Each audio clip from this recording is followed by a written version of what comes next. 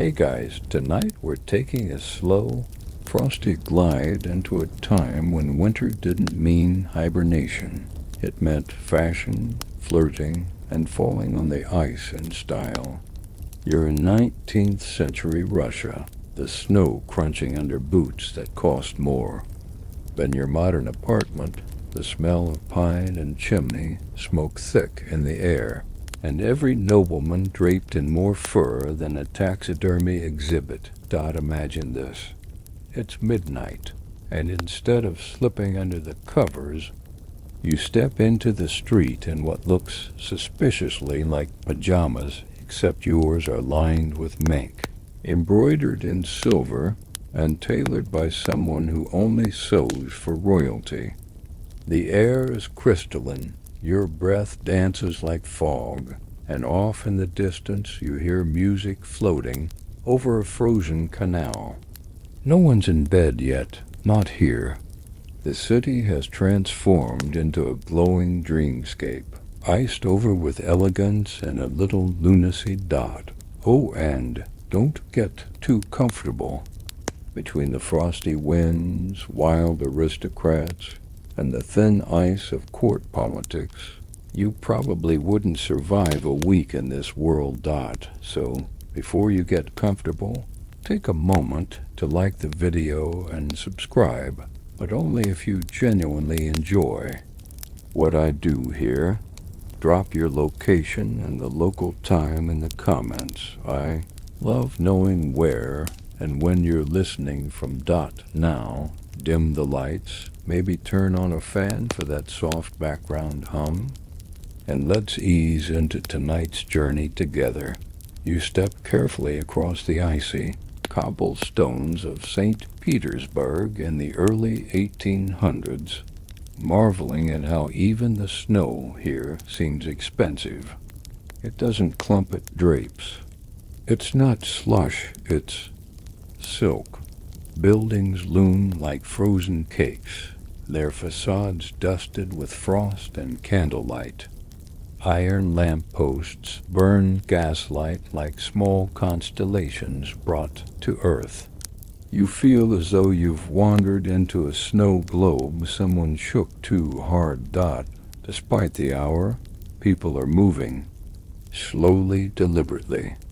Women in velvet cloaks embroidered with ermine, men in boots so glossy they reflect the moon, and beneath their coats, what today you might call pajamas, but don't let that word fool you. These are not threadbare sweatpants and t-shirts. They are fur-lined, quilted, lavish creations worn with ceremonial indifference. One countess yawns openly as she steps into a sled pulled by ponies with bells, her bed hair curled and powdered like she's about to meet a duke, which, honestly, she probably is. These are the nocni costume, or night ensembles, and they're all the rage. A blur between dressing for sleep and dressing to be seen. Sleepwear wasn't just about comfort, it was status. You wore mink to bed to show you could afford it. And sometimes you wore it outside because the night invited spectacle. Historians still argue whether these garments were technically pajamas or early prototypes of what we now call loungewear. But the effect was the same. Dreamy, indulgent, a little bit ridiculous. The city itself becomes a theater. Grand boulevards double as ice trails. Canals, once used for cargo and trade, are now runways for fur-lined flirtation. Noble families rent out musicians to play along the embankments, small trios bundled in scarves, fiddling softly as skaters pass by. You pass a bakery still open. Warm sour rye smells wafting out. A baker dusts his sleeves, unfazed by the late-night crowd ordering honeyed buns to go with their midnight stroll. He eyes you foreign, perhaps underdressed, and nods in amusement. You trudge forward, the crunch of snow beneath your boots satisfying in a primal, ASMR sort of way. Somewhere nearby, you hear a splash and a shriek. Someone slipped into a partially frozen fountain. Laughter follows. A servant rushes with dry fur blankets. It's all part of the evening ritual. Weirdly, no one's in a rush. Everything here moves slowly, sensuously, even when it's 15 degrees below freezing. A man lights a cigar with a gloved hand, the ember glowing like a firefly. A woman pauses mid-step to apply some sort of balm to her lips from a silver pot that hangs from her belt. You suspect it might be goose fat. One intriguing thing about 19th century Russian winters is the abundance of fur not just on the outside, but inside. Fur-lined interiors, fur beds, fur mugs. Some nobles even lined their teacups with sable so the porcelain wouldn't burn their lips. Not because it made sense, because it signaled wealth. You drink tea from a fur-trimmed mug you've made. There's a strange comfort to it all. You feel tucked in by the city itself. The snow muffles sound. The gaslights cast a buttery glow. And no one seems to care that you're wearing 3 coats and still shivering. In fact, you might be underdressed compared to the man now gliding past you on ice skates in an embroidered nightgown, no less, dragging what looks like a fox fur muff as long as your arm. And that's when you see it. The canal dot it stretches. Out in front of you, frozen solid and glassy, carved by dozens of skaters tracing lazy figure eights. Someone set up a table in the middle, yes, on the ice with candlesticks and a steaming samovar. Nobles skate up, sip tea, and float away again, like animated teacups at a surreal winter amusement park. Quirky detail? In some circles, it was fashionable to skate while eating. One diarist described a lady who routinely consumed entire dumplings while skating backwards, trailing powdered sugar like a comet. She was considered quite the catch dot as you near the edge of the canal. Hey, group of boys with dog sleds dash past, whooping and throwing snowballs at each other. One nearly knocks over a clergyman carrying a stack of psalters. He scowls but says nothing too cold for sermons, perhaps.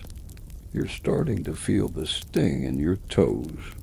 A passing vendor offers roasted chestnuts and something called kisel, a warm berry pudding drink that's half food, half beverage. You take a sip. It tastes like sour jam and boiled blankets. Surprisingly comforting. A group of women gather at the canal's edge, adjusting their sleeves, preparing to skate. Their laughter is soft, almost musical. They wear enormous fur hats that make them look like glamorous mushrooms. One clutches a small lapdog in a scarf. Another wears silk stockings underneath her skates visible only when her gown lifts mid-glide. Ready? One calls out and then they push off, skating into the dark like slow-motion dancers, their silhouettes dimming into silhouettes under moonlight. You stay a little longer at the edge, breathing in the city. This is St. Petersburg in its winter. Bloom neither fully awake nor truly asleep. A place that feels like a fever dream in mink pajamas. And just like that, you step forward, ready to glide deeper into this strange fur-clad fantasy. You adjust your scarf, though frankly, it's not doing much, and step onto the ice, instantly wobbling like a newborn deer in snow boots.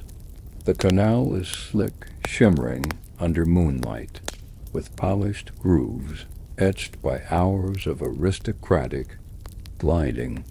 A group of nobles nearby glance your way, their expressions a mix of boredom and passive superiority. One sips from a goblet that definitely contains something warmer than water. You try not to fall, Dot. It's hard to overstate just how lavish these pajamas are. You thought you'd seen decadence, but this is something else entirely. Men wear quilted night robes in crushed velvet, with fur trim so thick it could have its own postal code. Women sport fur-lined wrappers with delicate lace collars peeking over ermine cloaks, like boudoir fantasies got loose in public. Every outfit looks stolen from a masquerade ball that got snowed in. The practice began as necessity. Russia's winters don't exactly flirt, they bludgeon. But it quickly evolved into something theatrical. These weren't just warm clothes, they were statements. If you could afford to wear what looked like you're bedding outdoors and still be taken seriously, you had arrived. Historians still argue whether these outfits were truly intended for sleep, or if they were closer to morning gowns, robes, meant for lounging in private salons over weak coffee and gossip. Either way, Russians treated bedtime fashion with a flair that made Western Europe look like a slumber party in burlap. You pass a nobleman in a lavender robe with gold braid looping down the sleeves like vines. His hat is taller than your head, and lined with fox fur dyed pale blue. He nods once, as if to say, "Yes, I know. I look fabulous. Don't try to compete." And you don't. Instead, you let yourself be absorbed into this surreal dreamscape, where sleepwear is couture, and the rules of propriety slip around like loose skates. There's a gentle thrum of sleigh bells in the distance. Approaching sled, fur-lined and candlelit, gliding silently like a ghost ship across the ice. In it sits a woman curled in what appears to be a fur cocoon.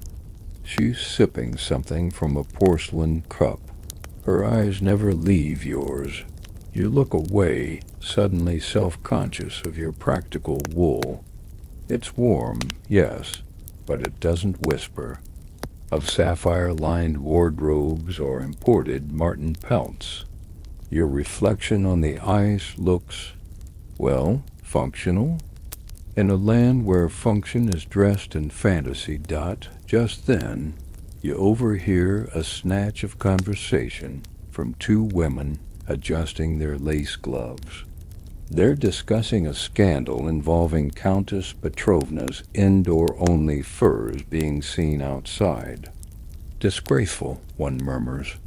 Like wearing slippers to the opera. You glance at your boots. Are they slipper-adjacent? Who knows anymore? The culture of dressing down to dress up became a kind of performance art. Some nobles even had slumber receptions, where guests arrived in curated sleepwear to drink champagne and pretend they were on the verge of retiring to bed while staying up well past dawn. One famously eccentric baron insisted all his guests wear fur-trimmed nightcaps and read aloud from bedtime stories during dessert. He claimed it helped lull the ego into honesty. You wonder how often anyone actually slept in these garments. They seem too elaborate, too embroidered, too bejeweled. They'd probably swallow you whole if you tried to roll over in them. But that wasn't the point. The point was to look like you could afford to. A particularly absurd moment passes when a small dog waddles past you on the ice. wearing its own tiny fur-trimmed robe and a matching bonnet. Its owner glides gracefully behind it, leash in one hand, a crystal wine glass in the other. You suspect the dog's outfit cost more than your rent. Nearby, a group of young men huddle around a brazier on the edge of the ice, laughing and sipping from shared flasks. Their robes are less ornate, plainer wool, more sensible fur, but they still participate in the ritual. One adjusts his skates with a golden-handled tool. Another is having a passionate debate about the merits of squirrel versus sable linings. The joke is, even in your dreams, Russian winter fashion makes you feel underdressed. You start to move again, pushing cautiously with your feet. The cold air kisses your cheeks, but the rest of you feels oddly warm, as though the pageantry itself is insulating. Maybe if you just fake it, carry yourself like you belong, no one will notice you're an outsider. A teenage girl speeds past. You in a blur of indigo silk, her skates carving deep, confident arcs. Her fur hood slips back to reveal a crown of braided hair beaded with snowflakes. She's smiling, not at you, but at the sensation, the flying, the spinning, the elegant thrill of it. You wish you could bottle that feeling and take it home. Quirky. Fact? Some Russian noblewomen actually choreographed ice dances for their suitors. If a gentleman wanted to impress, he had to learn her routine in advance, then perform it perfectly on their skate date. It was like Dancing with the Stars, but colder and with more ankle injuries. And this wasn't just vanity, it was politics. The skating rink was a courtship arena. Marriages were proposed mid-spin. Alliances were discussed during slow glides past one another. Even rivalries played out in exaggerated pirouettes and dramatic exits. Just imagine skating off, angrily in a rage, but in a fur nightgown, you begin to feel more confident. Your balance improves. The breeze now feels exhilarating, not biting. A trio of violinists plays near a gazebo at the edge of the frozen pond. The tune is slow, lilting, almost lullaby-like. You glide toward it, not quite skating, but no longer walking, either hovering between movement and stillness. At the far edge, a servant offers warm towels and lemon tea. You accept both. He bows deeply, clearly trained in the art of silent attentiveness. His coat is unlined. His hands are red from cold. You suddenly feel uncomfortably aware the layers you borrowed from this aristocratic dream. There's a bell tolling somewhere. One chime, maybe two. Time folds here, stretches out like frost patterns on a window. There's no morning or night. Only snow, only silk, only drifting and all around you, the sound of skates slicing ice like lullabies, scribbled across a frozen page. You drift further down the canal, lulled by the slow scraping of skates and the soft, almost conspiratorial chatter of nobles wrapped in brocade. Your breath still curls before you like delicate smoke signals, and the sky has deepened to a sort of inky blue that feels more velvet than air. Every lantern flickers like a hush, and ahead, there it is, the glow of something extravagant. You round the bend and see it, a floating ballroom, built directly on the ice. Yes, literally on top of the frozen canal. You stop short, blinking. The thing looks like a massive gilded box with frosted windows and glowing candelabras inside. Music leaks from its strings and flutes and something harpsichord-like, twinkling against the quiet snow like champagne bubbles popping in the cold. A liveried attendant beckons you forward with a white-gloved hand. You step inside that the floor is ice, sanded lightly for grip, yes, but still unmistakably ice. This is no ordinary ballroom. It's a skating salon, constructed for the sole purpose of blending aristocratic grace with mild physical peril. You immediately spot a dozen couples performing slow loops to the rhythm of a live quartet, seated on an elevated wooden platform at the far end. Their cheeks glow pink with exertion and vodka.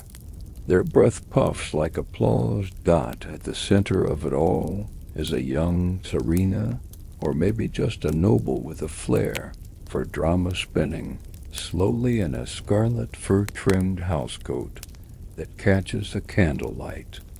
Like a comet's tail, she's not just skating, she's performing. Her audience? A half-circle of diplomats, poets, and rumor collectors sipping warm punch from crystal goblets. This is the height of the midnight ice ball one of St. Petersburg's coldest but most exclusive traditions. When the rivers freeze and the stars align, the elite host invitation-only balls on the ice. You don't just waltz.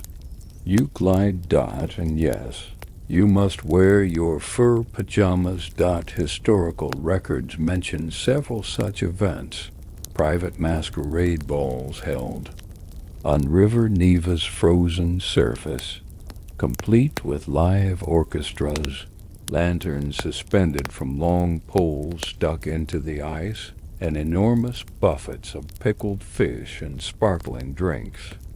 The czars themselves occasionally attended, surrounded by guards on skates. Because if you're going to rule a country where winter is a personality trait, you'd better know how to look majestic on frozen water. One French ambassador reportedly fell flat on his back trying to bow while skating. The Empress laughed for 2 minutes straight. It's still one of the more endearing diplomatic moments in Russian history. Historians still argue whether these balls were consistent annual events or spontaneous one-off marvels, but what's clear is that when they happened, they became the stuff of legend. Picture it. Chandeliers swaying in the open air, dresses twirling like petals in frost, and gossip carried by the wind like perfume. You shuffle carefully toward the edge of the action. A servant offers you a tray of steaming pastries pierogi filled with mushroom and cabbage. You accept one, biting through the flaky crust and releasing a puff of savory heat. It's unexpectedly soothing, like biting into a story that ends. Well, Dot, a man beside you mutters something about the orchestra being too Polish this year. Another complains his sable trim is shedding. You nod politely and pretend to belong. It's a kind of game. No one says it aloud, but everyone is watching everyone else, gauging posture, fur quality, and skating skill like their criteria for sainthood. Dot. And that's when the lights dim slightly, not because anyone turned them down, but because a parade of lantern-bearing skaters has begun to circle the salon. Dozens of them, each in matching velvet cloaks, holding long poles tipped with fire. They move in a wide ring around the structure, tracing a glowing orbit, as if to remind everyone, the night isn't over. The dream continues. A quirky moment catches your eye. One noblewoman skating while petting her cat. Yes, a real cat wrapped in what appears to be a custom satin scarf and looking deeply unamused. She doesn't even wobble, just glides, regal and feline adjacent. Her pet an accessory of cold weather defiance. You chuckle under your breath. Somewhere, near the orchestra, a man in a towering fur hat begins to sing softly an old folk lullaby. His voice so low and warm it melts the chill around you for a moment. Others hum along, and soon the whole salon is wrapped in this gentle music. It doesn't last long, but it lingers. You start skating again, slowly, tentatively, following the curve of others. Your movement becomes rhythm, and rhythm becomes trance. The candles blur slightly. The faces lose detail. You're floating, gliding. The fur pajamas around you whisper in time with the strings. And for a moment, you are not merely observing history. You are it. A flash of color catches your eye bright. Blue out of place. A court jester, perhaps, or just someone drunk enough to break the dress code. He spins and crashes into a banquet table. Laughter erupts, not cruel, but delighted. The musicians barely pause. Someone hands him a bread roll as a prize for effort. Even now, this world holds its own rules. Not everyone here is nobility. Some are simply rich. Others are artists or scientists invited for amusement, for clever remarks, or because they once painted a flattering portrait of someone important. There's a writer sketching notes beside a frozen sculpture of a horse. There's a ballerina tracing tiny pirouettes between the punch bowl and the pickled herring. Everyone's dreaming. Together, you glance up. Snow has begun to fall light, crystalline, theatrical. As if the sky is applauding, one young couple twirls past you, mid-laughter. Their eyes locked like there's no one else in the world. They could be nobles or bakers. In this lighting, in this setting, titles melt like ice under slippers. And so you let yourself go. Just a little. You push forward, lean into a glide. Not elegant, not flashy, but yours, and somewhere between. The hum of the strings and the whisper of fur against frost, you begin to feel it too. This isn't just skating. This is dreaming with your eyes open. The ballroom fades behind you, a lantern-lit blur of music and murmurs, like a memory slipping into the back of your mind. You follow a winding trail of snowy footprints and skate grooves leading away from the canal and toward the city's quieter edges. The cold is softer here, less bite and more breath. Trees loom ahead, dark lace against the navy sky, and a wooden archway beckons, a gateway to a private world. You're at a dacha now, a countryside estate, the kind nobles retreat to when they tire of the formality of court, but not of the drama. And in winter, the dacha becomes a stage for rituals both indulgent and absurd. The path crunches under your feet as you approach. Birch trees creak faintly in the breeze, and somewhere a dog barks, one of those long-legged hunting hounds.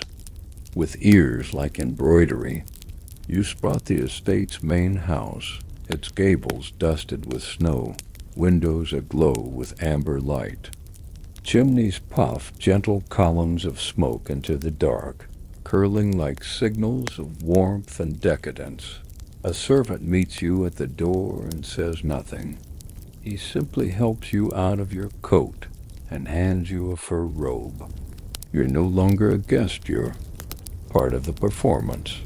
Inside, the floor is warm, heated from beneath by hidden stoves, a luxury only the very rich could afford. The smell of burning pine and something sugary floats through the air. You're ushered into a lounge where a group of nobles sits on cushions, sipping tea from tall glasses wrapped in silver filigree. They're dressed in night clothes again, of course fur-trimmed, feather-lined, and utterly impractical for sleeping. This is the prelude. One of the older women turns to you and grins, her gold tooth flashing. You're just in time for the ritual. She says, you blink. Ritual? She gestures outside with a wave of her tea glass. You'll see. Minutes later, you're being led through the back door and out into a courtyard surrounded by snow-covered hedges. Torches flicker along the perimeter, casting golden light on what looks like a perfectly circular ice rink carved by hand. In the middle, a steaming hole cut into the ice like a portal to another, less frozen world. The Dasha ice plunge. It begins with games, because of course it does. The nobles aren't just here to suffer. They start with a race. 4 men in fur hats balancing trays of crystal glasses while skating laps around the rink. Spilling is frowned upon. Style is mandatory. The winner gets a kiss from the countess, or at least a wink.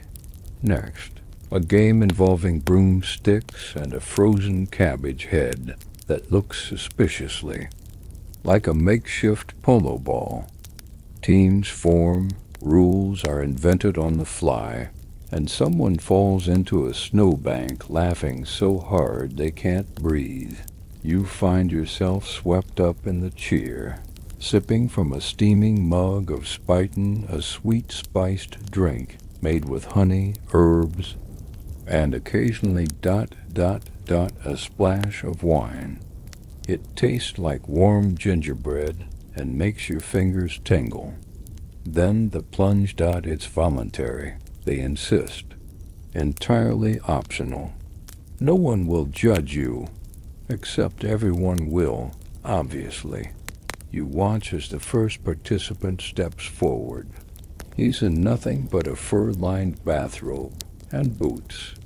He throws both off, revealing a linen shift, and then, without hesitation, dives into the icy pool. There's a splash, a gasp, and then applause.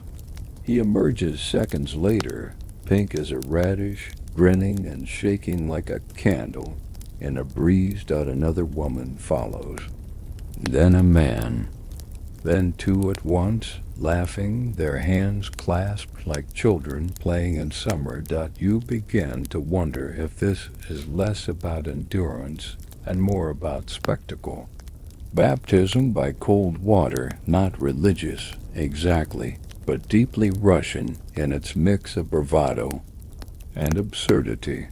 Historians still argue whether this tradition was purely social or had spiritual roots, tied to older folk customs about rebirth through winter's sting. What's certain is that it became a mark of honor. The colder the plunge, the warmer the reputation. Quirky aside, some nobles brought their own imported ice from Finland because they preferred the way it cracked under pressure. Allegedly Finnish. Ice made a better splash. You do not plunge. Not tonight. Instead, you're handed a thick towel and led back indoors, where the final step of the ritual awaits. The jam. Yes, jam. You're ushered into a second room, smaller, dimmer, filled with the smell of sugar and steam. A servant is stirring something in a copper pot the size of a bathtub. Berries bubble like molten rubies. Someone whispers, "Cloudberry, picked before the frost." Every guest is handed a spoon and a tiny bowl, then guided to a low seat near the stove. One by one they take their portion, savoring it slowly, deliberately, as if it were communion. You follow suit.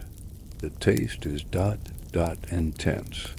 Sweet, yes, but also sharp, almost wild. It feels like you're tasting the cold through something warm. A paradox in every bite. Someone murmurs, "To survive the winter, you must eat its heart." Whether she's quoting poetry or inventing her own, you can't be sure. No one seems to question it. A musician begins to play a balalaika softly in the corner. Someone else starts humming. The group sways a little, eyes half closed, as though hypnotized by sugar and steam. You've never seen people so relaxed in robes that cost more than your education. You let yourself sink deeper into the cushions. The world narrows to warmth, flickering firelight, and the occasional puff of laughter from someone remembering a past plunge or scandalous skating fall. A dog snores near your feet, twitching in its sleep, dreaming perhaps of frozen ponds and jam thieves. You wonder if this, too, is a kind of dream, a sideways step out of history and into myth, where the cold isn't a punishment, but a rite of passage. And fur pajamas are the armor you wear into battle, not against frost, but against forgetting how to feel wonder. Outside, the ice still glows faintly under the moon. Somewhere out there, another group is skating, laughing, plunging, and returning to steam-filled rooms and jam. The ritual loops endlessly, like a folk song with no final verse. And you're just beginning to understand the rhythm. By morning, the dacha lies hushed beneath a fresh dusting of snow, its windows fogged with stories and the lingering scent of burnt birch. But you're already gone, back along the frozen river, following the lazy bends of ice where another kind of elegance awaits. You're not alone. Tiny shapes begin to appear in the distance, skaters gliding in slow loops around small tables, dressed as though preparing for both a ball and a nap. You've wandered into one of the more peculiar Russian pastimes of the 19th century, the teacup skate dot. Yes, you heard that right, teacups.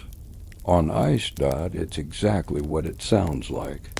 Ladies of high status would lace their skates, don their finest fur-trimmed wraps and down-stuffed dressing gowns, and then, while balancing delicate porcelain teacups, attempt to skate gracefully, slowly, and this part was crucial, without spilling a single drop. You edge closer to one of the tea circles. There's a portable samovar puffing away like a satisfied dragon in the middle of the ice. Beside it, a velvet-clad footman carefully pours amber-colored tea into impossibly dainty cups. Women with red-tipped noses and ivory mufflers reach for their drinks with the precision of jewelers. The moment they take hold, the games begin. They skate, some slowly and demurely, others with more flair, but always with that little teacup held delicately out in front of them like a lit candle dot. It's ridiculous dot. It's brilliant. You try not to laugh as one woman spins in a careful figure 8, while never losing a drop. Her gown flutters like a curtain caught in a breeze. Her tea barely ripples. Another skater isn't so lucky. She attempts a modest twirl. The cup sloshes, and a faint gasp echoes from the onlookers. No one shouts. This is Russian nobility scandal.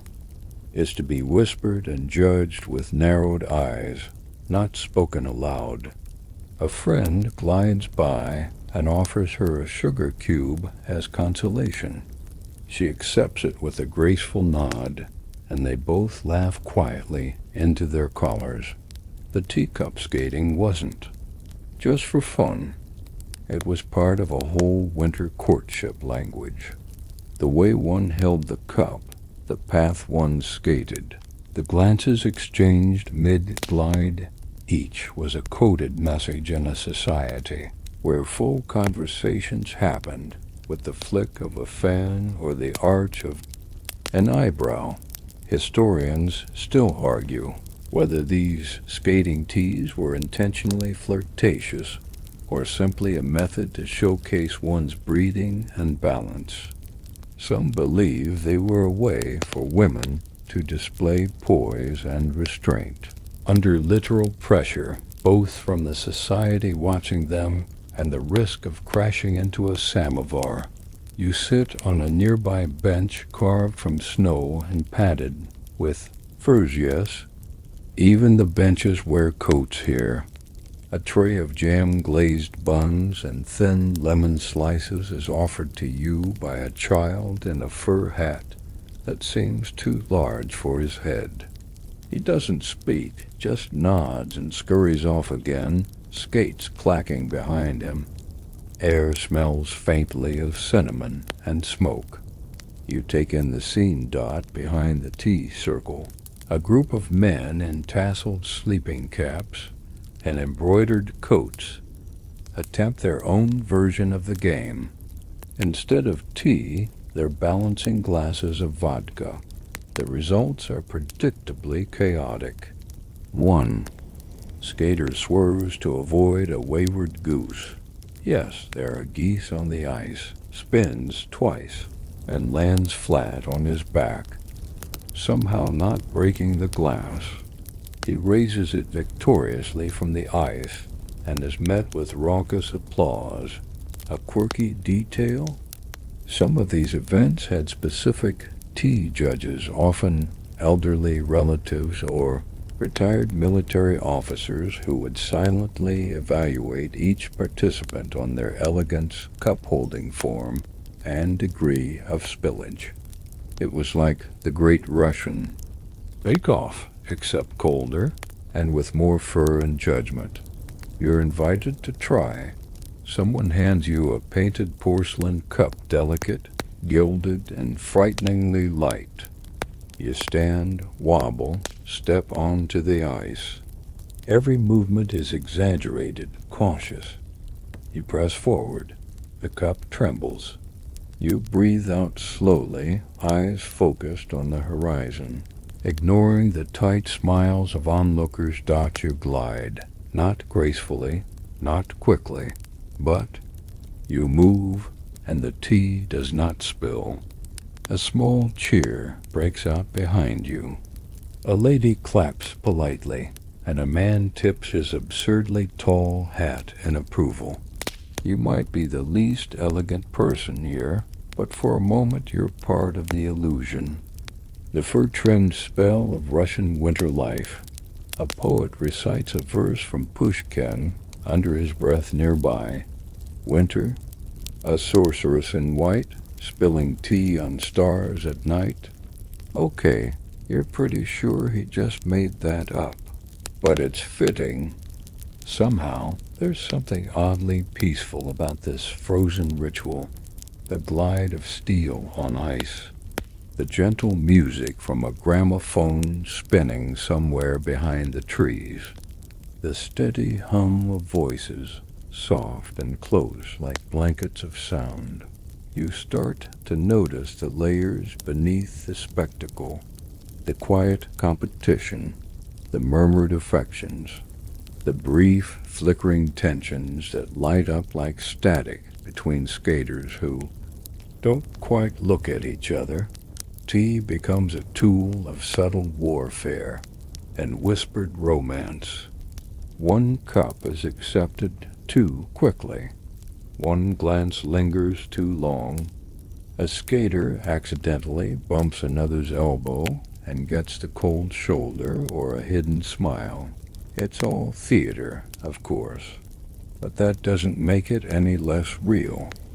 Eventually, the tea cools, the buns are gone, the footman packs up the samovar, and the skaters slowly drift away, their breath vanishing into the early afternoon light. You remain seated, watching your own reflection flicker faintly in the thinning ice. What is this place, really? It's not just skating, not just T-dot, it's a kind of suspended animation.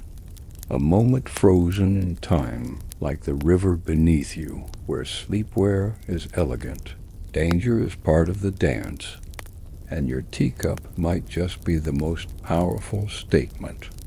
Of all, you brush a stray snowflake from your sleeve, set your cup down on the ice, and rise again, ready to follow the next ripple in this strange gliding dream.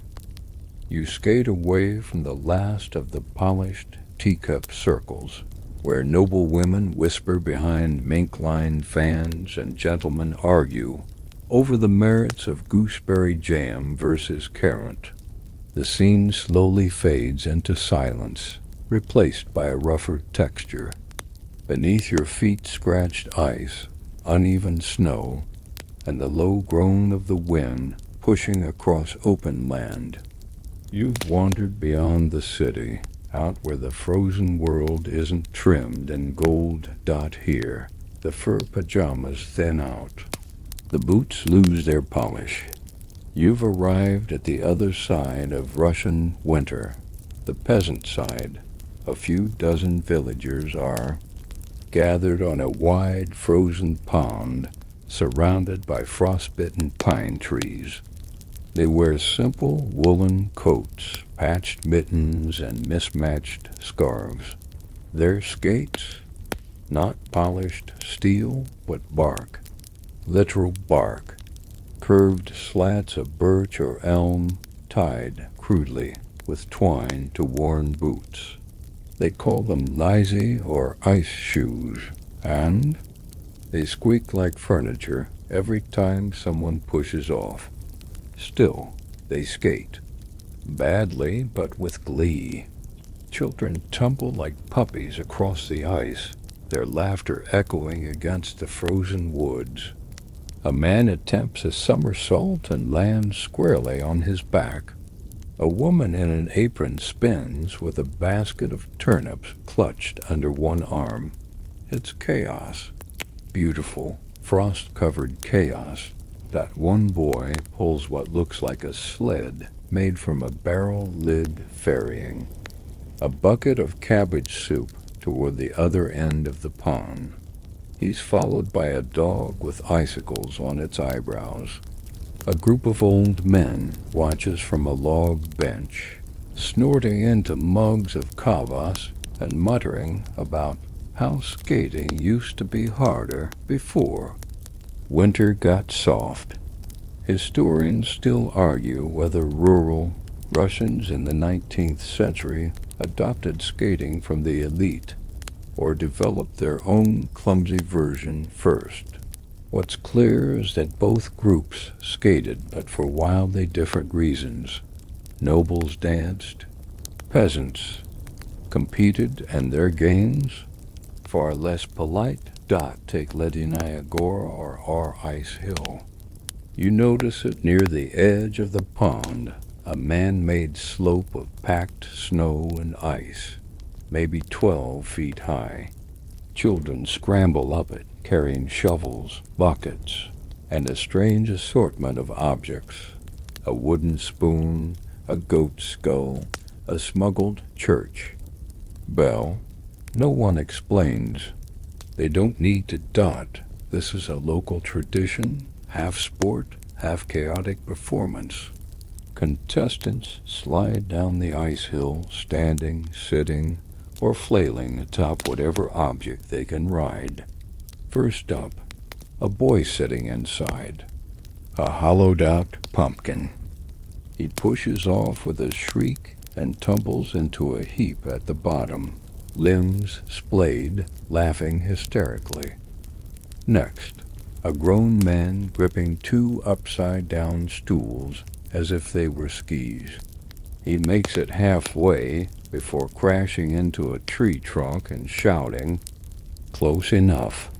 There's a crude scoreboard, a log with notches carved in it, and a small woman with a crow on her shoulder seems to be keeping score. No one questions her dot, then there's a contest of balance. Peasants take turns skating across a wobbly wooden plank laid across two frozen barrels. The goal is to cross while holding a sack of flour on one shoulder and a chicken on the other. Points for speed, fewer points if the chicken escapes. You watch, entranced, as a teen girl glides forward with the grace of a swan, balancing her chicken like royalty. She makes it to the end, throws one fist in the air, and the crowd erupts. In cheers, she bows, the chicken clucks in approval, and they both walk off triumphant. A quirky moment? Someone has dressed a snowman in an aristocrat's cast-off fur coat and drawn on a monocle with charcoal. Locals take turns skating up and bowing to him before pelting him with snowballs. They call him Count Snofsky. His head is slightly caved in, but his presence is commanding. You're offered something warm-she, a thin cabbage soup with chunks of meat and too much dill. It steams in a wooden bowl. The spoon is carved. The hospitality is silent but unmistakable. No one asks who you are. They just scoot over, make space, and refill your bowl without comment. You sit among them, hunched in your borrowed coat, listening. To a balding man, tell a story about the winter. He skated from one village to another and accidentally proposed to the wrong cousin. His audience chuckles and nods. Another woman brags about skating while giving birth. The room well, pond goes respectfully quiet. Then someone mutters, "She still beat my best time." Laughter returns. There's a kind of magic here, too. Rougher, sure, louder, more cabbage forward, but still magic. One of the children tugs your sleeve and points to a spot just off the main rink where a crowd is forming. Go, you'll like it. You follow, curious, and find yourself watching an impromptu duel. Not with swords, with spoons. Two men face off, standing on narrow skates that look like butchered bed slats. Each holds a long wooden spoon. At a shouted signal, they begin to circle each other, trying to knock off the other's fur hat with only the spoon. No pushing, no touching, just careful, strategic flicks. They move like bears doing ballet. It's hilarious and majestic. After 3 minutes of slapping and skating, one finally succeeds. The other bows solemnly and hands over a potato. The winner raises it high. The crowd cheers. The potato is promptly thrown to a waiting goat. Historians have found scattered references to such contests in regional folk writings, often described as training for balance, humor, and humiliation. In other words, entertainment. You stay until the sun begins to set, casting long pink shadows across the ice. A woman starts singing a lullaby about winter's bones and warming hands. One by one, people begin to skate slower, move toward the fire pits, or trudge off home through knee-deep snow. No formal endings. No curtain call, just a slow, quiet thaw into night. You take one last look at the snowman in the fur coat. Someone has given him a pipe. Someone else has made him a scarf from rags. He watches you silently as you step back onto the trail, your boots crunching in rhythm with your thoughts. You're not sure what just happened, but it feels important out here. Far from chandeliers and velvet pajamas, skating isn't elegance. Survival. And still, they found a way to laugh through it. To race barrels and charm chickens and dance with soup bowls in hand dot, and now, so do you. You leave behind the cabbage-scented joy and goat-powered chaos of the village pond, returning to the canal's silvery ribbon, which now stretches empty under a heavy indigo sky. The light has changed, softer, sadder, maybe. The edges of buildings blur in the gathering dusk, their domes and spires like shadow puppets. Frozen in place, your skates trace long, slow lines across the ice, and ahead you see a familiar flicker lanterns. Again, but this time the glow feels colder, quieter. You approach cautiously, unsure what you're drifting into. The music is softer now. A string trio plays something slow in minor key. The skaters are fewer. Their movements are less carefree. There's an air of performance, yes, but also something mournful, like everyone is dancing with ghosts. You've stumbled into a memory, or perhaps a reed-dash creation dot at the center of the rink, illuminated by a dozen floating candles in glass globes, skates a woman in white. Her gown is simple, trimmed with silver. Her fur is understated. She glides in slow, perfect spirals, her arms extended like she's trying to hold the wind. She doesn't smile. She doesn't need to dot. She is the tsarina, or at least she was. There's no mistaking who she's meant to represent. Her likeness has been immortalized in paintings, in winter ballads, in scandalous diary entries written in the margins of hymnals. Empress Alexandra Pavlovna beautiful, brilliant, and, as the story goes, a little too fond of skating dot in her time. She was the star of the imperial rink. Historians record her gliding effortlessly across palace ponds, her laughter ringing out beneath winter moons. She hosted informal skating evenings, invited poets to glide alongside her, and insisted on skating even when she was with child. That's where the trouble began, according to legend, and more than a few hushed court records she once attempted. A particularly showy spin in front of the Austrian ambassador and fell hard. She laughed it off, everyone did. But not long after, the Empress miscarried. Some whispered it was the fall. Others insisted she'd overexerted herself in a reckless skating waltz. Her husband, less than amused, banned ice skating at court for several months. Rumors of marital tension spread like frost. One anonymous letter claimed he'd burned her skates in the fireplace. Another insisted she wore them again in secret, under her dressing gown, when no one was looking. Historians still argue whether the fall caused the miscarriage or whether there was one at all. But the story persisted, and so did the symbol, the skating tsarina, doomed by her own elegance. Tonight, she's reborn in this silent performance. The woman in white skates alone, every motion a ghost trace of what might have been. You notice. Her feet don't make a sound. Her gown whispers but never rustles. You're not sure whether she's real or part of the ritual. Around her, nobles skate slowly in wide circles. No one tries to interrupt her path. No one speaks.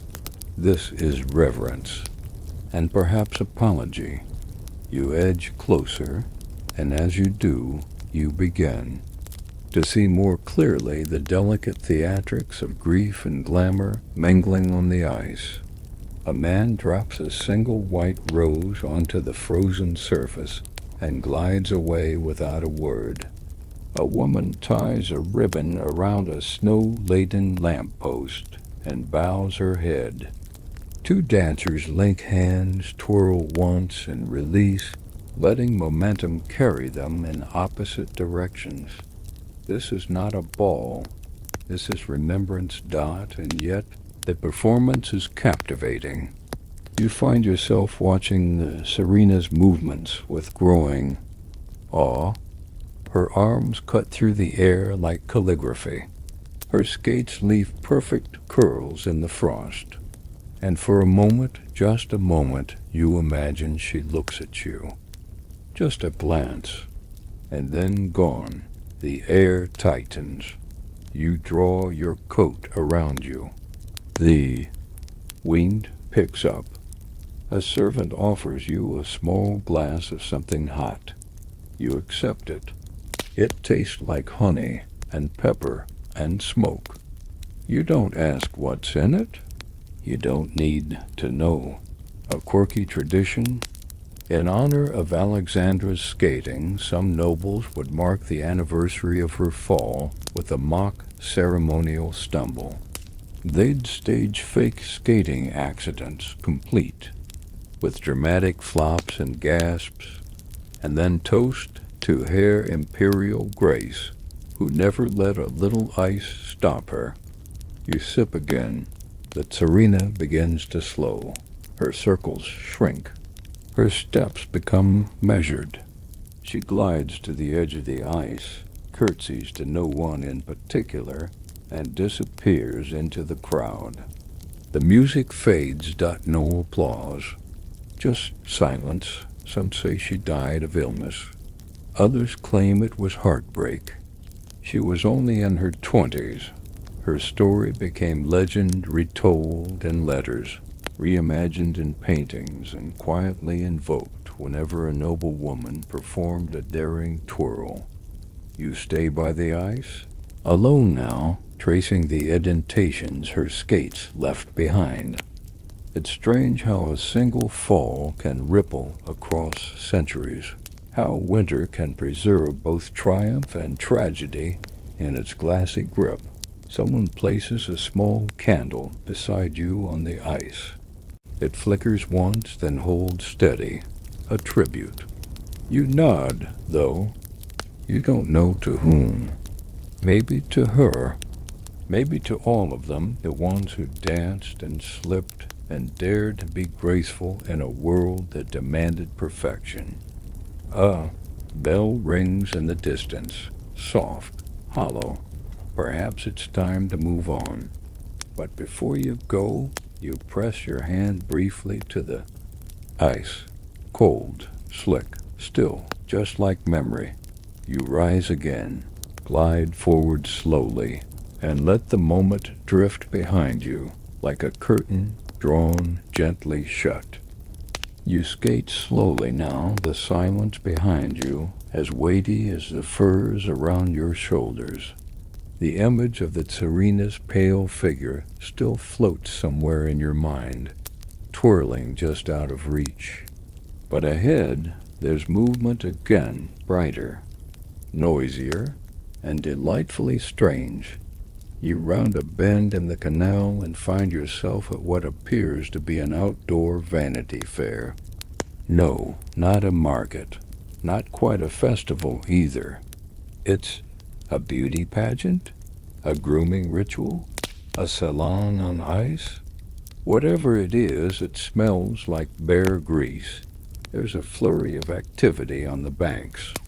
Young women huddle near mirrored panels against tree trunks, repinning elaborate braids, and dabbing snow on their cheeks to keep their makeup from melting. Men stand in clusters, combing mustaches and smoothing eyebrows with serious, martial focus. You've entered the realm of Russian ice beauty culture, a forgotten but very real phenomenon.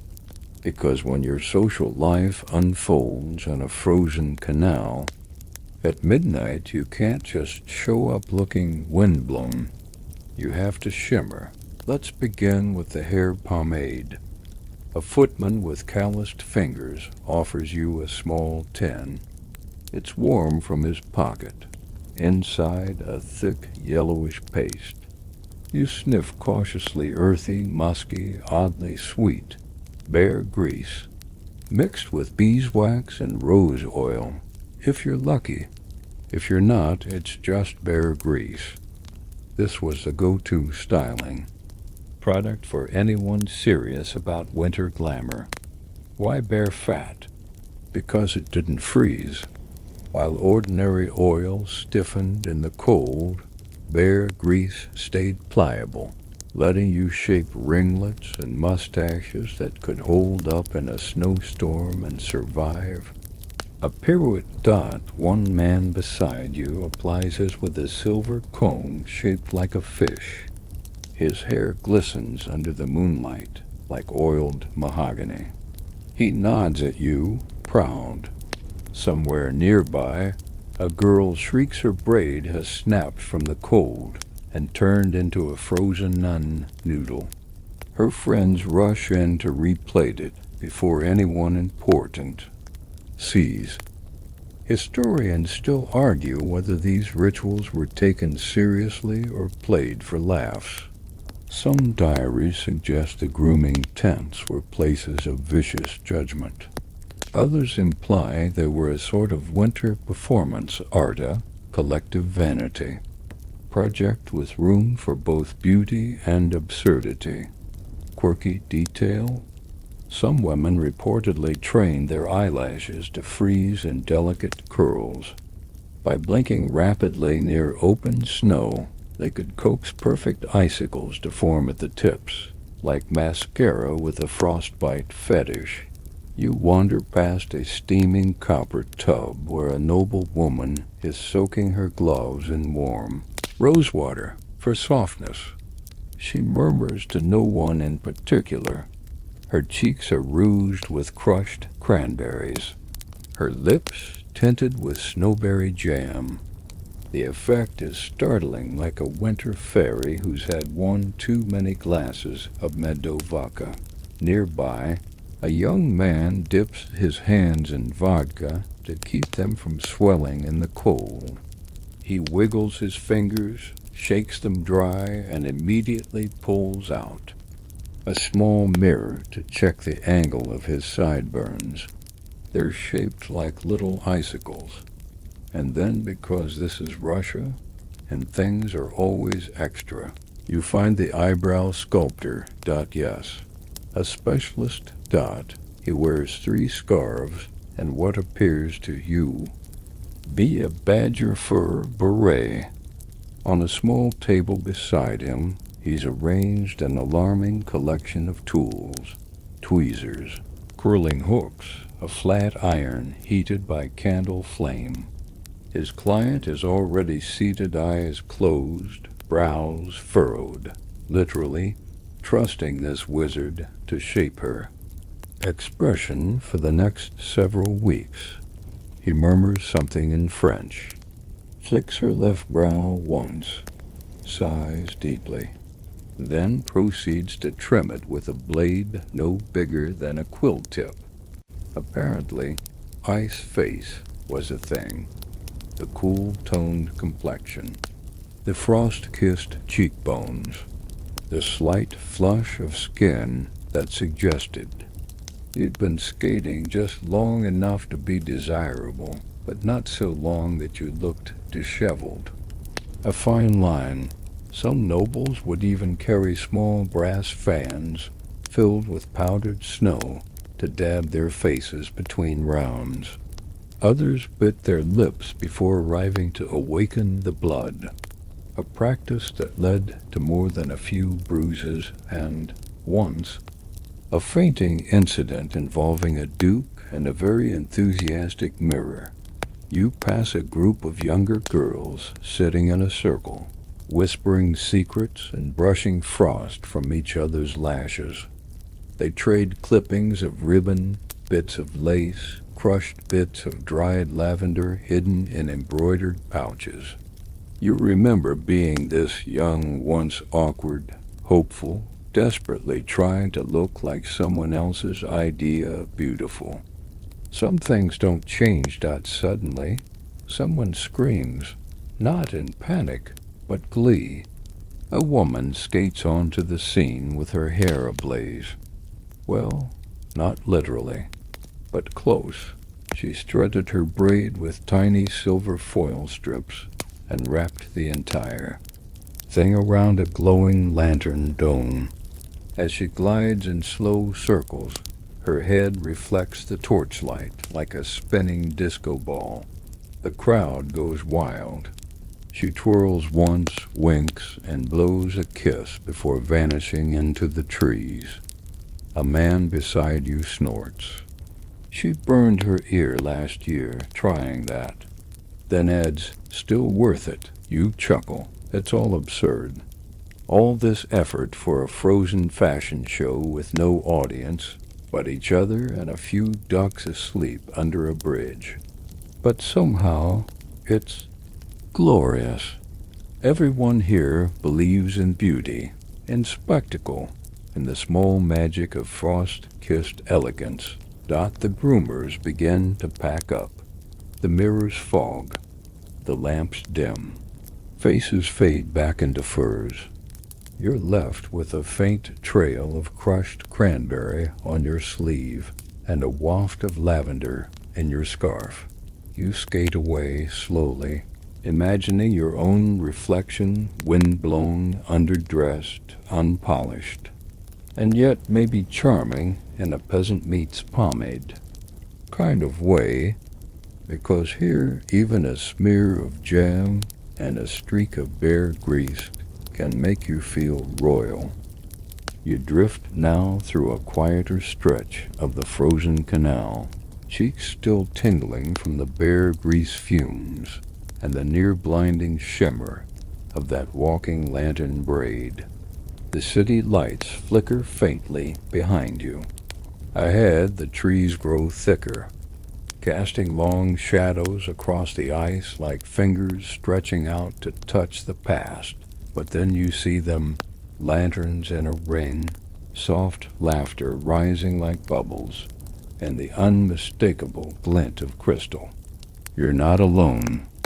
You've arrived at the social apex of any aristocratic winter evening. The ice picnic. Yes, you heard right. Russians didn't just glide or perform on the ice. They dined there, courted there, proposed there. Tonight you're just in time for one such affair. At the center of a wide open space, a circle of sleds and rugs form a cozy encampment. Cushions are scattered atop fur pelts. Low tables groan under the weight of delicacies. Stacked blini, pearl-sized dumplings, pitchers of spiced kvass, and at the very center a silver bowl of gleaming black caviar, nestled in crushed snow like a glistening fossil. A few couples sit shoulder to shoulder, sipping warm mead from cut crystal goblets. Others lounge, reclined like Roman senators, being fed gooseberry pastilles by servants in matching scarves. Everyone is wearing some version of a fur robe that looks like it could double as a family heirloom or possibly a portable bed. You take a seat on a cushion that someone politely scoots over. A girl offers you a slice of pirozak filled with potato and dill. It's warm, perfectly flaky. You nod your thanks. She nods back. No one needs to speak much here. The ice beneath your feet is thick, grooved with skate marks and polished by passage. It doesn't feel fragile. It feels ... ceremonial. Just then, someone strikes a glass with a spoon, not to announce a toast, but to draw attention. A man in a ridiculously large hat, clearly a count, or perhaps just very committed to hat-based authority, stands up and clears his throat. Tonight, he declares, we celebrate new beginnings. A murmur of approval circles the group . And then he gestures toward a pair of skaters gliding into the clearing. They're young, nervous, holding hands and not quite looking at each other. The woman wears a simple fur wrap, nothing flashy, but her gloves are embroidered with what look like gold thread. The man wears a velvet robe, far too big for him, possibly borrowed from a more dramatic uncle, but his expression is clear. Nervous, hopeful, a little pale. They stop in front of the group. The woman removes one glove. The man kneels on the ice and pulls something small and glinting from his pocket. A ring. There's a collective gasp. It's not huge, but it sparkles like it wants to be. He speaks, and though you can't hear all the words, you catch fragments. Ever since the lake ... your father's reindeer ... poetry. Accidentally drank the whole bottle ... It's charming. It's awkward. It's real . She nods, smiles, then laughs and places the ring on her own finger before pulling him up into a tight, skidding embrace that nearly sends them both sprawling. Applause erupts, champagne is poured, and someone throws a handful of rose petals that immediately freeze midair and land like little saucers. Historians still argue whether these ice proposals were traditional or merely romantic flair, but enough records survive to suggest that at least a dozen aristocratic engagements occurred on skates between 1820 and 1870. One diary even notes that the ice itself was believed to bless the match, so long as it didn't crack. Quirky. Tidbit. One noblewoman in 1854 refused a proposal on the grounds that her suitor wobbled too much. If he cannot balance himself, she allegedly said, how can he balance our household? Cold, literally and figuratively. You sip something sweet and spiced from a glass that a footman discreetly hands you. It smells of cloves and honey. You feel warmer instantly. Around you, the crowd returns to soft laughter and louder toasts. Someone has brought a portable gramophone and begins playing a waltz. Several guests rise, clink glasses, and start skating in slow circles around the picnic. You join them. Your movements aren't graceful, but no one minds. You're swept into the flow, hands brushing, scarves fluttering, skates whispering across the ice like ribbon on silk. A girl with ink-stained fingers passes you a folded note. No explanation. You glance at it discreetly. Inside, a doodle of a fish wearing a crown and the words, "You're doing better than the swan guy." You look around. Yes, a man dressed head to toe in white feathers is currently attempting a solo dance that resembles a nervous chicken trying to escape a dinner invitation. You smile. Humor floats easily here. Nearby, an elderly woman tells the story of her own engagement on ice, which included a sled chase, 2 angry geese, and a ring swallowed by a dog that miraculously reappeared several hours later. Best decision I ever made, she adds, sipping from a mug of something suspiciously fizzy. You find a moment alone near the caviar table, watching the reflections on the ice lanterns, lovers, sleighs tracing lazy loops. Everything blurs, shimmers. There's something surreal about it all, as if you're inside a snow globe cracked open, its dream spilling out across the landscape. Someone gently nudges your elbow. The girl with the embroidered gloves. You haven't tried the pickled herring yet, she says, handing you a tiny fork. You take a bite. It's sharp, vinegary, and surprisingly good. She grins and skates away, vanishing into the mist of lanterns and laughter. You stay a little longer, until the music slows, until the fire crackles low and the wind picks up.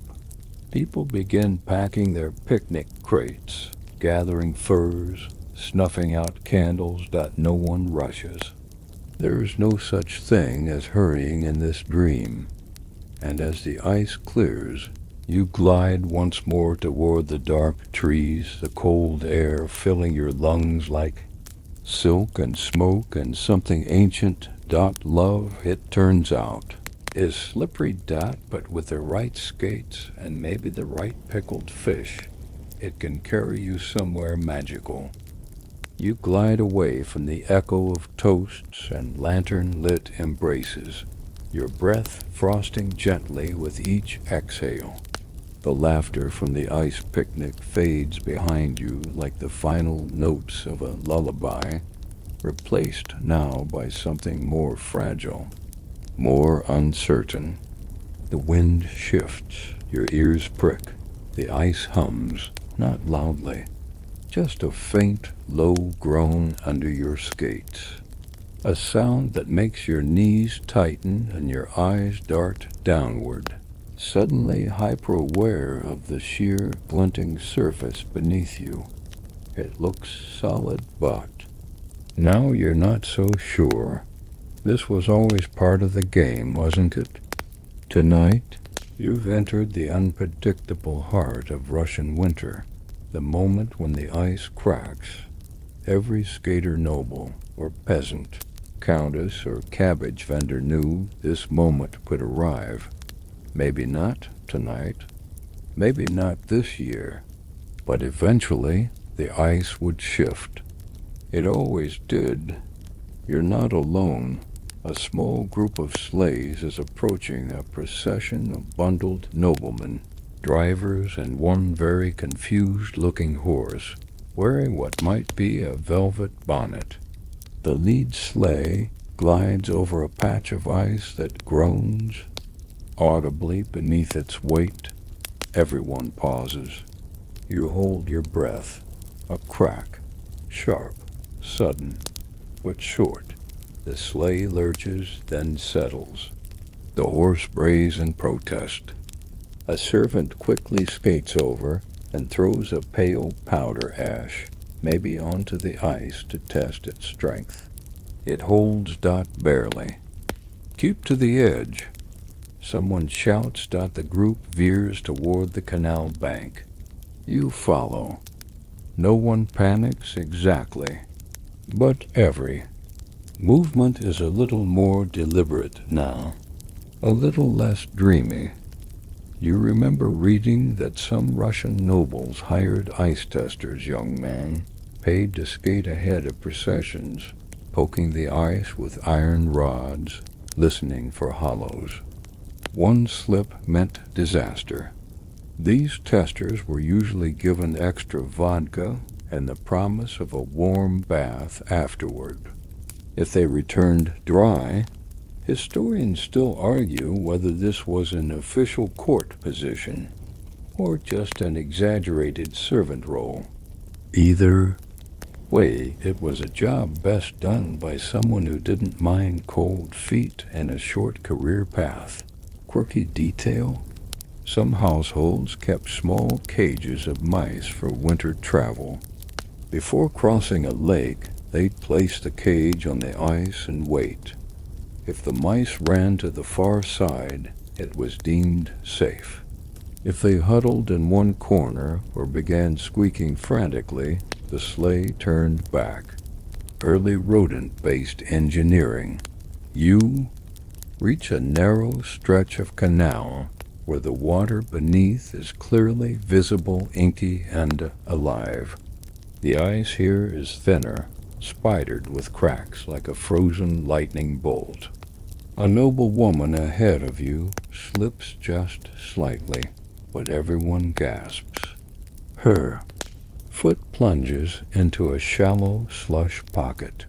She screams. Two men rush to her, lifting her by the arms. Her skates drip. Her gown clings like seaweed. She's shivering, but unhurt. Still, it's a warning. A ripple of nervous energy moves through the crowd. One sleigh turns around. Another veers off toward a makeshift bridge formed from two overlapping sleds lined with hay. You choose to walk instead of skate for a few minutes. Every step feels like a coin toss.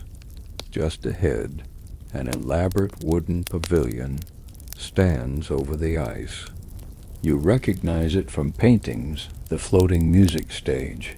It was once used by tsars to host mid-river concerts, built on thick sled runners and dragged into place by teams of oxen. You step inside cautiously dotted creaks, but it holds. A trio of musicians plays inside faintly out of tune, their instruments stiff from cold. The cello makes a noise like a yawning bear. The violin screeches, then recovers. They carry on, hats pulled low over their ears, sleeves stitched with frost. The floor beneath you vibrates slightly with every movement. Someone stomps their feet too hard and is immediately shushed. The pavilion rocks just enough to remind everyone this beauty is borrowed. And ice has rules. You remember a story told earlier, one involving a famous ice party in 1837, when a Tsar's cousin hosted a private dinner for 12 atop a frozen lake. The wine was chilled by the wind. The roast venison was carved with silver daggers. Midway through dessert, the table vanished, just gone, no one died. But the memory lived on. Another tale involves a sleigh of performers actors on their way to a winter playhouse, plunging through thin ice and emerging in costume, soaked, but still delivering their lines. One was awarded a medal for theatrical perseverance. You step out of the pavilion carefully, returning to firmer ground. The sleighs have regrouped near a cluster of fir trees, their bells muted by snow. A driver kneels, ear to the ice, listening. You do the same. What does the ice say? It doesn't roar. It whispers. It creaks and mutters and purrs, like a cat that might scratch you, or a bed that remembers your weight. A young couple skates past, laughing, drunk, completely ignoring the warning signs.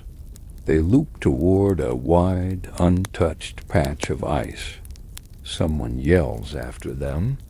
Too late. The girl shrieks, the boy shouts, and the sound that follows is unforgettable. A crack, a splash, a silence, then scrambling. The girl has landed in a shallow breakwater up to her waist, limbs flailing. The boy pulls her by the sleeve. She coughs, gasps, sputters. More skaters rush in, forming a human chain. A scarf is thrown. Hands reach. She's pulled free. Wet. Furious, freezing, but alive. She's wrapped in a blanket and escorted off the ice. The boy is scolded by a footman with a mustache shaped like an eagle's wing. The musicians stop playing Dot, and then, like nothing happened, the skating resumes, because that's how it works here. The ice breaks, you adjust. You glide again. You skate past the cracked spot, slowly. A sliver of water glints in the moonlight. A warning, yes, but also an invitation, Dot, to remember that the dream is delicate, that the cold carries its own temper, and that sometimes, even in the middle of a fairy tale, the ground beneath you groans. You press forward, more aware now. Every glide is a negotiation, every crack a footnote, but still, you skate Dot, because in this strange world of fur pajamas and silver, goblets and floating orchestras, the risk is part of the magic. And tonight, the magic still holds. You drift farther down the canal, your movement slower now, cautious still, feeling the ghost of that crack beneath your soles. The wind has picked up, not sharp, but persistent. It presses gently at your back like an old friend, urging you. Onward, Dot, up ahead, the setting changes again. No more sleighs, no more lanterns. Instead, small fires dot the ice like glowing buttons, each surrounded by huddled figures, quiet, alert, and strikingly uniform. Long coats, high collars, leather belts cinched tight over fur. These are not partygoers. These are soldiers, but not the usual kind. You've stumbled into something secretive, something covert. They skate, yes, but not like dancers. Their strides are crisp, functional. They cut through the ice like messengers between dimensions. No flair, just movement, precise and unbroken. This is no ball. It's training Dot during the 19th century. Russia began incorporating skating into military routines, particularly for elite messengers and reconnaissance scouts. Winter rendered roads useless, especially in the north, but canals, rivers, they became highways, quiet, quick, practically invisible to the untrained eye. And so the army adapted, or rather some units did. Not officially, of course. Historians still argue whether military skating was ever part of codified doctrine or just an improvisation by overly clever officers with too much snow and not enough patience. You watch now as a pair of young men zip past, ducking low, passing.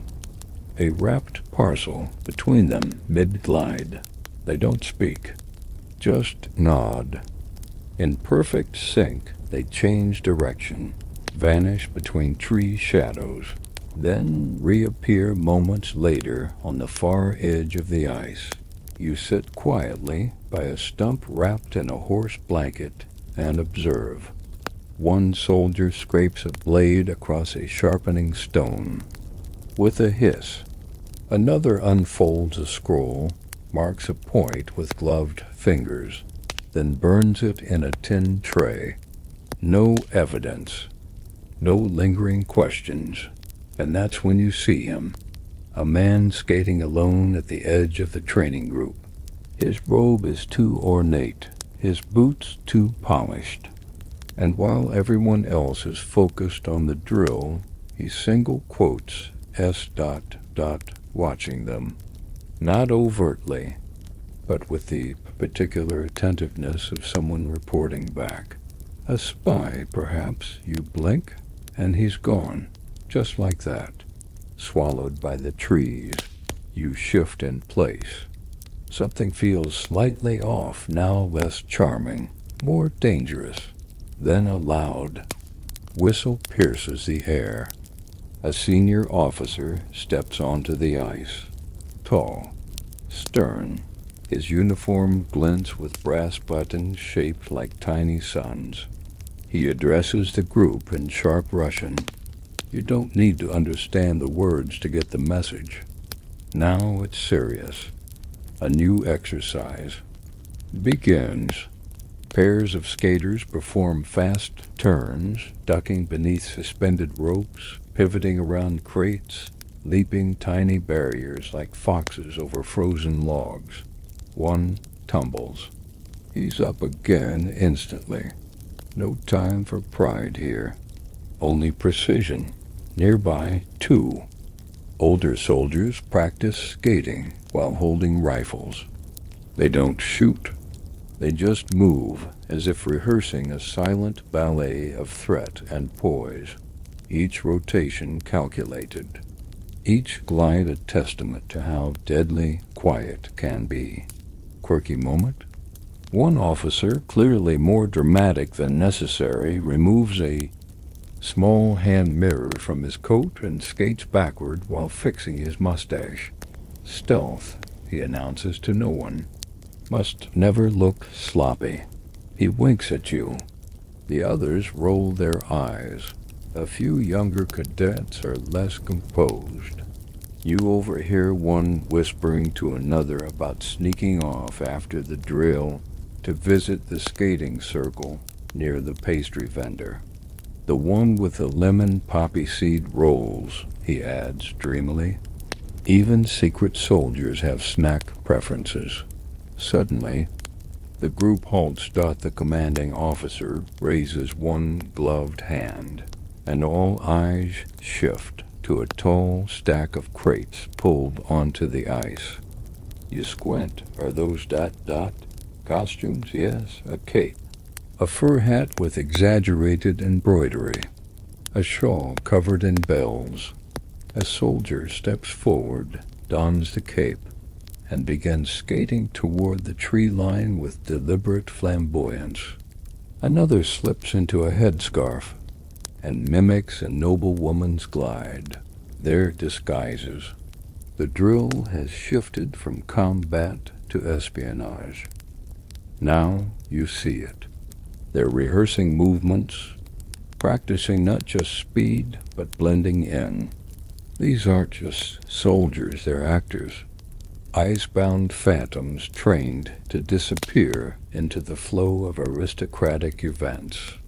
Skating spies? It sounds absurd, but diaries from the era hint at it.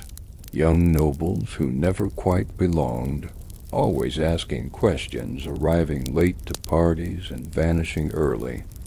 Footmen who wore unfamiliar perfume. Cousins, no one remembered being introduced to. One empress famously accused a footman of being a spy after he tied her skates incorrectly. It was never seen again. You're pulled from your thoughts as someone offers you a chunk of smoked fish wrapped in cloth. It's salty, tough, but satisfying in a soldier's supper kind of way. The man who handed it to you nods, not unkindly, then returns to practicing spins with the book strapped to his head for balance.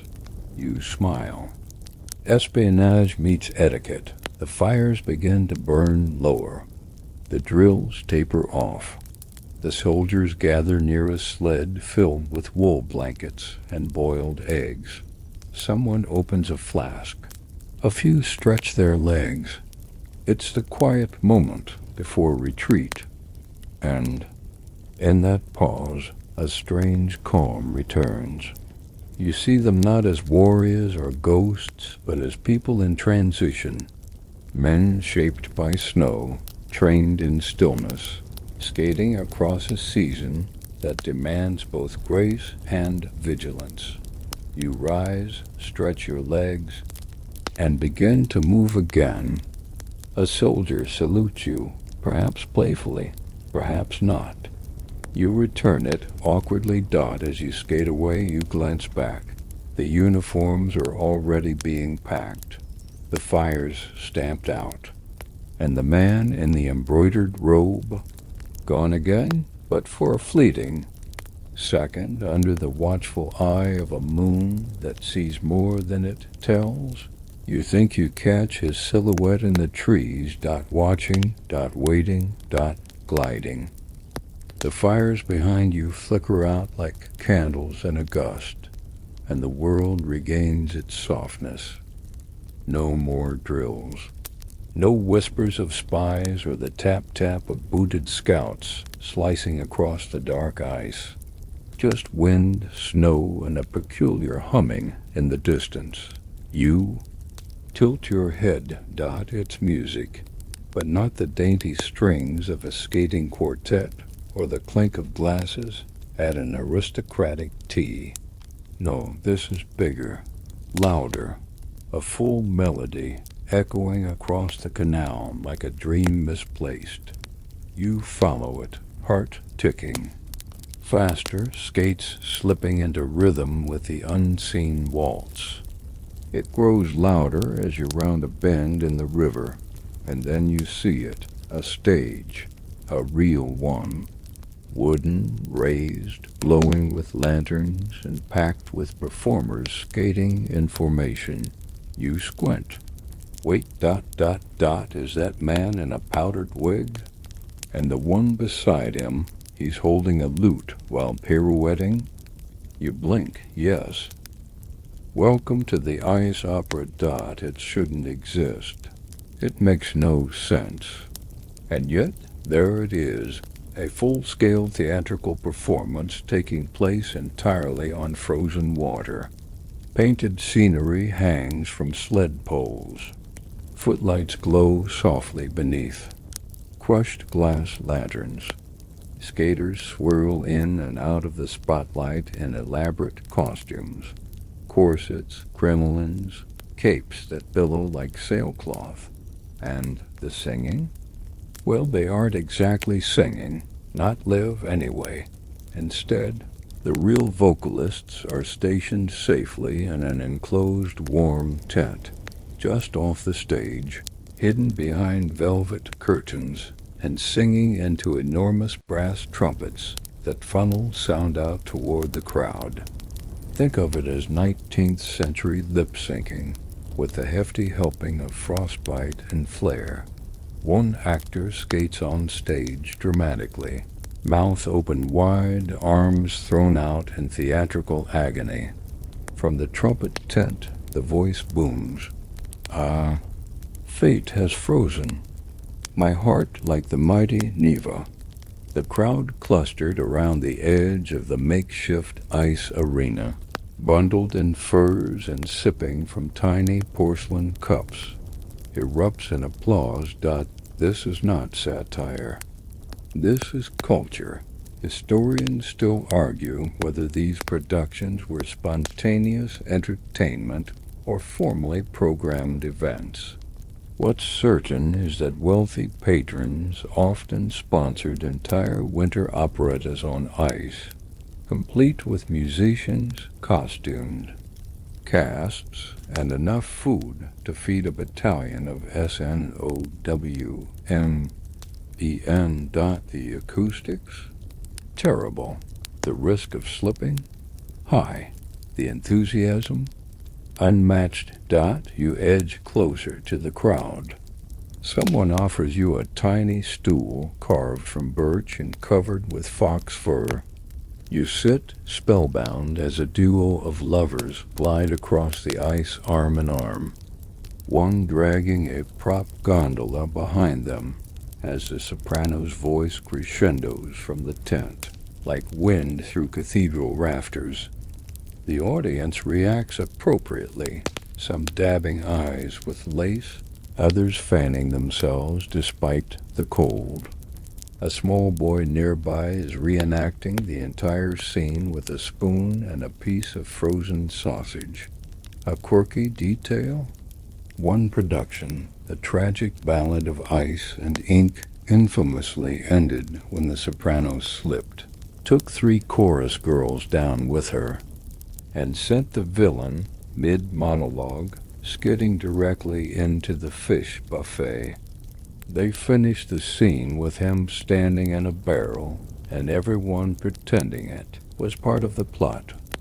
Tonight's opera is less dramatic, but no less enchanting.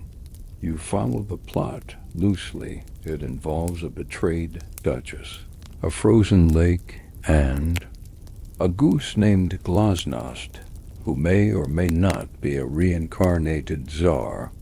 A ballerina in feathers skates in delicate loops, her toe picks barely scratching the surface of the ice, while a baritone, somewhere offstage, bellows lines like, "Shall I melt your sorrow with the fire of my beard?" You stifle a laugh. No one else does. It's taken seriously. There's a scene change. Yes, on ice. Servants in black rush in with a full backdrop of painted moonlight and a prop tower made from snow-packed crates. The Duchess exits stage left and reappears 3 seconds later as a ghost dragging a white veil 10 feet long and wearing skates dusted with glitter. The music swells. The moon glows. She begins to spin, slow at first, then faster, until her entire body is a blur of white and sorrow. You stop breathing. She halts. Curtain down. Well, technically, it's just a man skating across the front of the stage holding a huge wool blanket like a closing drape. But the effect is the same. Thunderous applause. Even the geese nearby honk appreciatively. A small break follows. The crowd mills about, sipping punch and discussing the emotional arc of the goose subplot. You wonder backstage if stage is even the right word, and find performers sitting on hay bales, replaying rouge and rubbing their feet. One of them, a baritone with eyebrows like icicles, smiles at you and gestures toward the warming tent. You look like you've never heard a falsetto through a snow funnel. He jokes. You shake your head. It's not glamorous, he adds, pulling off his wig to reveal sweat-matted curls. But it's art. A soprano nearby mutters, "It's frostbite in 3 acts." Someone brings out a tray of warm buns. Laughter spreads. You leave them to their recovery and return to the ice just as the second act begins. This one is shorter, simpler. Just 2 skaters, an older woman in an ermine cape and a young man in a purple sash telling the story of an unrequited winter. Romance through synchronized loops and mirrored glides. No words. No voice from the tent. Just ice. Movement. And the silence between heartbeats. You're not even sure when the opera ends. There's no final bow, no fanfare. Just a soft dimming of the lights and the slow drift of the audience into the night. You remain seated, watching the empty stage. Snow begins to fall. You look up, eyes blinking against the flakes, and for a brief second you feel as though you've stepped into someone else's memory. A time when art didn't need walls, when stories were told in the crack of skates and the stretch of velvet across a winter wind. You rise. You glide away, and somewhere behind you, the ghost of the Duchess and perhaps the goose take their final silent bow. You skate away in a daze, the memory of the ice opera fluttering in your wake like a velvet curtain drawn closed on a frostbitten stage. There's still music in your ears, not just the actual notes from the gramophone-horned soprano, but something softer, older, a tune hummed by the city itself. And then you hear it for real. the faint strain of a waltz. Familiar, not recent, not live. But deep, resonant, whispering through the trees like breath over glass. You follow it without thinking. Past frozen reeds, past an abandoned samovar steaming softly beside a log, past footprints that vanish as quickly as they appear. The sound grows clearer, piano, strings, rising like a memory from beneath snowdrifts. You emerge into a clearing dusted in white, where a small wooden cabin sits by the edge of a frozen pond. A candle flickers in the window. The door's slightly ajar. You push it gently open. Inside it's warm. Simple but inviting. A tiny desk, a worn quilt, and in the corner, a piano. The man at the keys doesn't look up. He's lost in thought, his fingers moving slowly across the ivory. The tune is unmistakable now. You'd know it anywhere. The waltz of the snowflakes, soft, swirling, melancholy. You realize where you are. You've wandered into Tchaikovsky's Winter. Not literally, of course, but this space, this music, it holds the bones of his imagination. And the melody pouring from the keys, it's more than a tune. It's a time capsule. Historians still argue whether Pyotr Ilyich Tchaikovsky ever composed directly while skating. But what's well documented is his obsession with rhythm, breath, and emotional architecture. He often described his music as something meant to move with the air, to float, to glide. Like skating. One of his letters even describes a dream in which an entire ballroom spun on ice, guests in fur coats waltzing slowly while snow fell from the ceiling and the chandeliers were frozen mid-swing. It's hard not to see the nutcracker in that. Hard not to hear Swan Lake as a symphony for a frozen lake at midnight. The man at the piano finishes the phrase, pauses, then plays it again, slower this time, like tasting each note before swallowing. You glance at the walls, sketches pinned. Up, a music box on a shelf, and by the fire a small stack of pages. You approach. Carefully, they're music scores. One titled Winter Reverie, another The Ice Waltz, fictional, perhaps. But then again, what isn't? A quirky anecdote? Tchaikovsky was terrified of being poisoned and reportedly traveled with a small silver spoon to test his food. But more relevant tonight, he adored winter, despised it too. Like all great composers, he romanticized what also hurt him. He wrote some of his most delicate melodies while wrapped in wool, watching snow slip from the eaves of rented houses. You take a seat by the fire. The pianist keeps playing, unaware or uncaring that he has company. You watch his hands move like leaves caught in a breeze. His tempo slows, then rises again. Each note mirrors the movement of skaters in your mind, circling, crossing, spiraling towards something just beyond reach. You close your eyes, and suddenly, you're not in the cabin anymore. You're back on the pond, but not alone. Figures swirl. Around you, pairs, trios, solo dancers, all gliding to the rhythm of invisible music. No stage, no crowd. Just snow and silk and sound, and they're not nobles or peasants. Not soldiers or servants. They're archetypes. Ghosts of memory, of motion. There's a man with a violin skating backward, playing furiously. A girl in a cape who leaves frost patterns with her fingertips.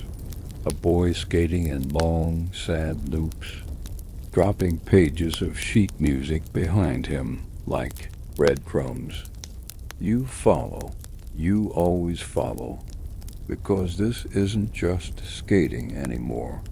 This is the music of ice. Tchaikovsky's frozen compositions ripple through the air, rising like breath from sleeping. Mouths. Each glide echoes with harmony. Each spin resonates like a falling snowflake landing on a timpani. You twirl. Not gracefully, but with feeling. The pond becomes a staff. The skaters become notes. You, a fleeting arpeggio, winding through the melody of this frost-bitten dream.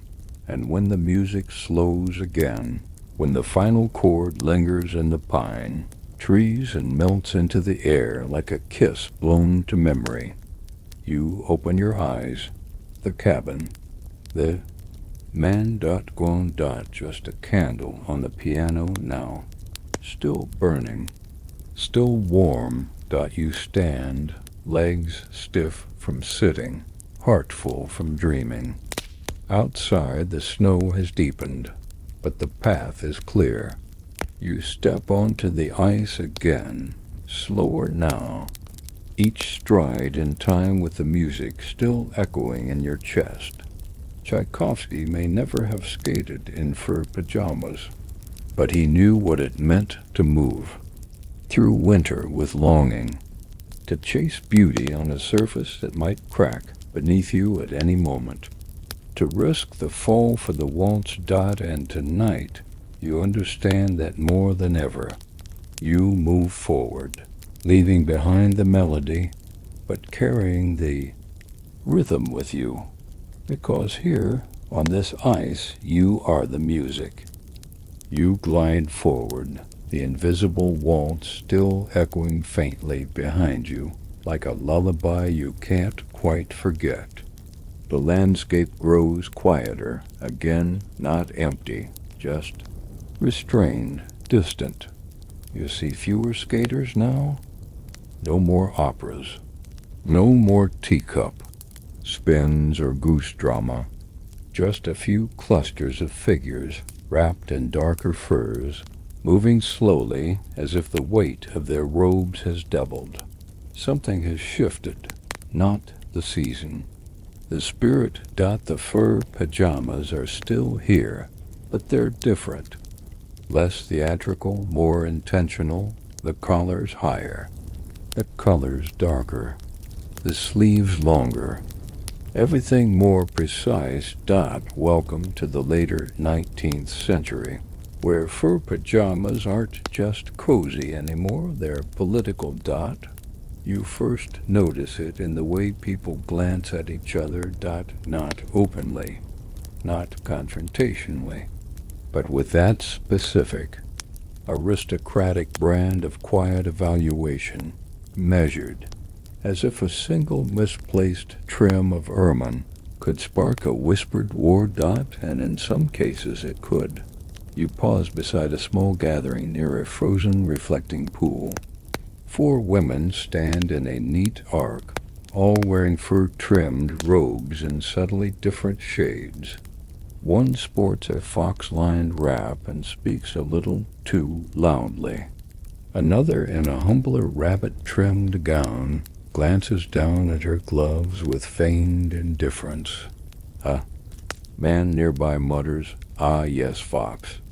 Bold, if a little bourgeois, his companion snorts into his tea. This is no longer just fashion.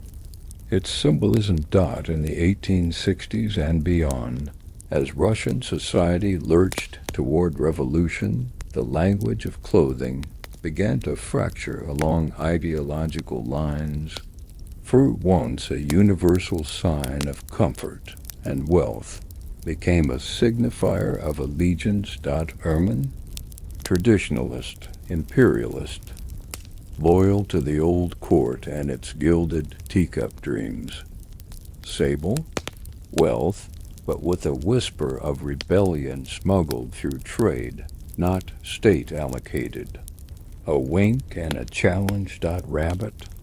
You might be sympathetic to reform, but still can't give up warmth. And then there were those who refused fur altogether, wrapping themselves in thick woven wool or cotton, even in brutal winters, as a statement against excess. One countess wore a peasant's homespun nightgown to a midnight skating salon and nearly caused a duel. Treason by textile, someone called it. Historians still argue whether these fashion rebellions actually mattered, or were merely aristocratic posturing. But diaries from the time show real anxiety over what one's winter attire might say. Fur became code. You notice now that the skating styles have changed too.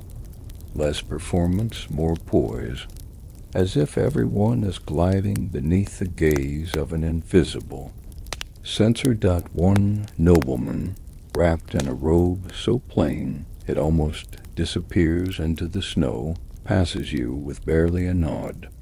But his sleeves, lined with a fabric printed in stylized red thistles, a subtle nod to radical reform circles.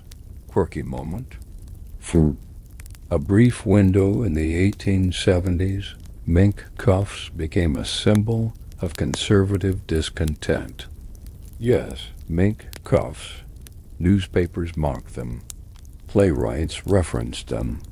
A famous salon hostess once exclaimed, "I'd rather be caught bare-ankled than in mink cuffs." It was the 19th century version of a political meme. You continue onward, deeper into the snow-glazed corridor of fashion politics. Here, two men argue over the ethics of imported seal fur while skating side by side. There, a group of young nobles pose for what appears to be an ice-bound portrait, every robe perfectly arranged, every scarf tied just carelessly enough. A small sign hangs from a pine bough nearby, just a single word burned into the wood. Substance. No explanation, just the word. Everyone skating past glances at it. Some smirk, some look away. You reach a clearing where a fire burns low and slow. Around it, a circle of older nobles sit on sleigh benches, smoking, murmuring. One woman, her face lined with age and mischief, stares at you as you approach. "You wear your coat like someone who doesn't vote," she says. You open your mouth. She laughs. "Don't worry, we're all undecided here." She gestures to the fire. You sit. Someone hands you a small clay cup of warm honey tea. Around you, the murmuring continues. They talk not of politics, but of skating etiquette, of disappearing traditions, of how no one twirls properly anymore. But under every sentence is a second meaning. They're not just talking about skating, they're talking about the world. Melting. One man speaks quietly of an upcoming law that will tax imported furs. Another, with fingers wrapped in silk bandages, mentions his son's desire to join the thinkers. No one says what that means, but everyone nods. You sip your tea. Let the fire warm your hands. Around you, the robes shift like flags, some bearing ornate imperial crests, others stitched with plain embroidery, and a few with nothing at all. Blank slates. As the fire burns lower, a young woman arrives. She doesn't speak, just steps onto the ice alone, in a nightgown made not of fur or silk, but thick quilted linen. She skates slowly, no flair, just glide after glide after glide. Her breath puffs in rhythm, a few scoff, a few watch silently. You just watch, because in this moment her skating is not a performance. It's a declaration. One of the older men leans toward you. Do you know what we used to say? He whispers. That fur is the second skin of power. But now, he shrugs. Now power changes coats too quickly. You nod, not because you understand everything, but because you understand. Enough. Fashion has always been armor, and sometimes it's rebellion too. You stand again, step onto the ice, and rejoin the slow current of skaters weaving through this uncertain winter. Every robe a manifesto, every glance a footnote. The fur pajamas still shimmer, yes, but now you see them not as costumes, but chapters. In a story about comfort, about class, about how even on ice, nothing stays still forever. You move slowly now, your body weary, but your mind wide open. The canal has narrowed, its edges frosted with untouched snow. Skaters are few and far between. No more torch parades or music tents. No grand fur robes flapping in slow-motion pirouettes. Just you and the ice. The silence here feels earned. Like the final few pages of a novel you never want to end. And there it is, just ahead. The lake, not a river, not a rink. A true, wide, open lake, smooth as marble and silvered by starlight. The forest encircles it like dark lace. And in the center of it all, under the soft watch of a full moon, waits one final lap. Your last lap. No one else is here. Not a soul. Just your breath curling gently with every exhale, and the hush of your skates brushing across the surface. Step out. The lake accepts you, and you begin to move. No tricks. No loops. Just forward. The sound is soft, gentle, like brushing parchment. You glance down at the ice, surprised by how clear it is. You can almost see the past beneath your feet. Down there, shadows of noble women in fox-lined gowns sipping tea mid-glide. There a flash of military boots, trailing ribbons of secrecy. And there again, a ghostly opera mask left behind on the ice, a frozen goose feather drifting through the dream. The lake holds all of it. And now, you. Each push of your skates feels slower, heavier, not because you're tired, but because you're aware of the moment. This is the part no one talks about, the ending, the quiet afterward. Even fur pajamas, as lavish as they are, must be folded away. You skate on, a breeze nudges you. Snow begins to fall, just a dusting, soft and dry, like powdered sugar shaken from the hand of a passing spirit. It doesn't sting. It kisses. There's no music here, but you find the rhythm in your body. A memory of a waltz. A whisper of Pushkin's voice, a flake of Tchaikovsky's sadness caught in your coat sleeve. You're not skating anymore. Not really. You're floating across time, through story, within a dream stitched from fur and frost and foolish love. At the far end of the lake, a single bench waits, simple, wooden, dusted with snow. You reach it and sit, breath slowing, heartbeat syncing with the rhythm of this strange, beautiful winter. And in the distance you see a final figure, She glides toward you slowly, effortlessly. Not a duchess, not a peasant, not a spy, just a girl in fur pajamas, holding a lantern made of ice dots. She nods at you. You nod back. Then she turns and disappears into the snow-draped woods. Not all dreams end with applause. Some end like this, quiet, slow, fading dot, and so you rise, dot, and take your last step off the ice. You don't look back. You don't have to. The lake will remember you, forever frozen in one long, sleepy glide, dot, and now it's time to rest. Let your breath settle. Let the world fall away for a while, dot. No more canals, no more fur-lined parties, no more velvet ghosts skating circles in the dark. Just stillness now, just quiet. Let the frost melt gently from your thoughts.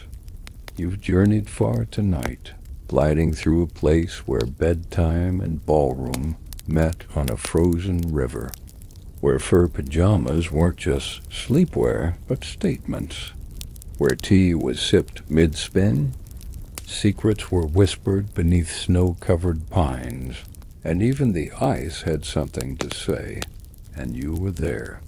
You balanced a teacup. You survived a cracked patch of ice. You watched a duchess fall in love mid-pirouette and listened to a waltz that only existed in dreams. You danced alongside emperors and ghosts, and all while wrapped in the quiet hush of a winter night that never asked for permission to be magical. Let those memories fade gently now, like footprints in fresh snow. Sink deeper into your blankets, into your breath, into the warmth of stillness. There is nothing left to do, nothing left to chase, only rest. Maybe, if you're lucky, a dream of skating across a moonlit lake in fur pajamas, slow, soft, endless, dot, sleep well, dot, sweet dreams.